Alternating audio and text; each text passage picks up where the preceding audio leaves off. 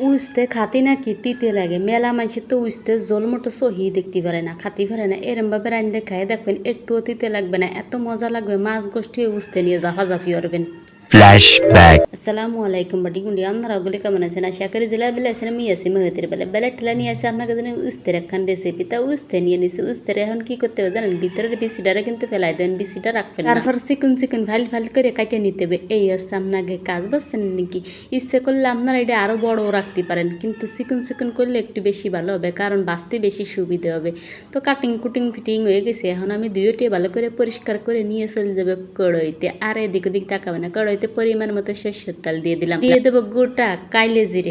জিরেটা বেশি একটা স্বাদ আনবে কাইলে জিরে দিলেই বোঝে নিতে শরীরের জন্য কতটা উপকারী। তাই এখন আমি ডাইলে দিলাম আমার উস্তেরে তারপরে একটু লবণ দিয়ে আমি একটু কালার করে বাঁচবো না মানে যাতে তিতেটা চলে যায় সেই জন্য আর কি আমি একটু বাইজে নিচ্ছি এরকম বাইজে উঠে রেখে নেবো। এখন ওই একই তেলের মধ্যে ঠান্ডা হলে কিছু মশলা ব্যবহার করব। মশলাটা হচ্ছে আমরা আদা বাটা একটু জিরে বাটা তার মধ্যে দিয়ে দিচ্ছে কাঁচামরিচ পেঁয়াজ বেশি পরিমাণে তারপরে হচ্ছে কি জানেন নাকি স্বাদ মতো লবণ হলুদের গুঁড়ো আর হচ্ছে জিরে গুঁড়োটা ব্যবহার করতেছে তারপরে আর একটু তেলও অ্যাড করে দিছি এখন চুংচাং স্টাইলে ভালো করে ছেইনে নেবেন হাত দিয়ে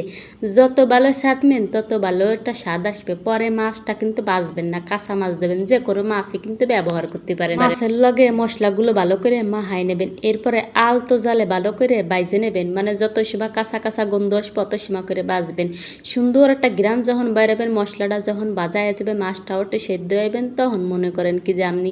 বাইজে রাখা যে উস্তেটা আছে না ওইটা এর ভরা ডাইলে দিয়ে দেবেন আপনারা আর কোনো কাজ নাই বাঁচতে কিন্তু একটু মেলা টাইম লাগবে না মেলা টাইম না নিলে হবে কোন দিন জানেন সারটা কেমন আসে রে বুড়া